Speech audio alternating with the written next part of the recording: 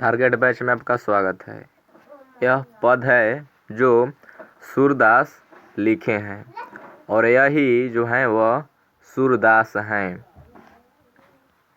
पहला प्रश्न है कि गोप गोपनिया किनको जगाने के लिए गा रहे हैं। तो यह जो है फोटो आप इससे ही स्पष्ट है कि इसका जो आंसर होगा वह कृष्ण होगा। दूसरा प्रश्न है कि भगवान श्री कृष्ण किस कवि के पूज्य थे। तो यह सूरदास के पूज्य थे। इस फोटो से बहुत ही स्पष्ट हो जाता है इसका उत्तर। तीसरा प्रश्न है कि कन्या का क्या अर्थ होता है। तो इसका गोद अर्थ होता है, जो इस पिक्चर के द्वारा बहुत ही स्पष्ट हो जाता है। चौथा प्रश्न है कि सूरदास के संकलित पदों में कौन से रस हैं। तो इसमें वात्सल्य रस है। समझिए कि वात्सल्य रस क्या होता है।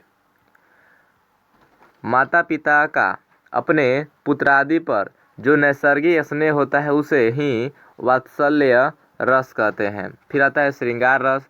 तो इसमें प्रेम, विरह का वर्णन होता है। इसमें प्रेम विरह का वर्णन होता है। और जो हास्य रस होता है इसमें मजाक या हंसी योग्य बातें का वर्णन होता है। और चौथा जो है रौद्र रस। इसमें किसी वीर पुरुष का उसके वीरता का बखान किया जाता है, रौद्र रस कहलाता है। पांचवा प्रश्न है कि सूरदास की कृति कौन है।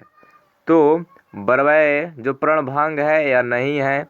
साहित्य लहरी यही है। बरवै रामायण नहीं है और गांव का घर भी उनका नहीं है। जो प्रणभंग है यह लिखे हैं आपके रामधारी सिंह दिनकर, जो हमारे राष्ट्रीय कवि हैं। और उनका जो प्रणभंग है वह प्रथम कृति है। और बरवै रामायण जो है तुलसी द्वारा जो लिखा गया है। और गांव का जो घर है यह जो लिखे हैं उनका नाम ज्ञानेंद्र पति।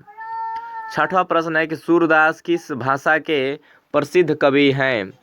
तो यहाँ पर ही फोटो से स्पष्ट है कि वो ब्रज भाषा के प्रसिद्ध कवि हैं। अवधी नहीं होगा, खड़ी बोली नहीं होगा, ब्रज भाषा होगा, मैथिली नहीं होगा।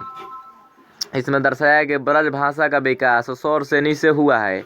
यह मथुरा, वृंदावन, आगरा, भरतपुर, चौलपुर, करौली, पश्चिमी ग्वालियर, अलीगढ़, मैनपुरी, बदायूं, बरेली आदि प्रदेशों में बोले जाने वाली भाषा है।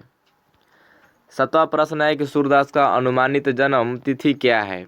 तो बोलेंगे 1478 ईस्वी में इनका जन्म हुआ था। यदि मृत्यु पूछ देगा तो 1583 ईस्वी में इनका मृत्यु हुआ था। और 1543 ईस्वी में सूरदास का जन्म हुआ था और 1623 ईस्वी में उनका मृत्यु हुआ था। 1570 ईस्वी में नाभादास का जन्म हुआ था तथा 1600 ईस्वी में उनका देहांत हो गया था। और जो यह है 1492 ईस्वी में यह मलिक मोहम्मद जैसी का जन्म है। और 1548 ईस्वी में इनका मृत्यु हुआ था।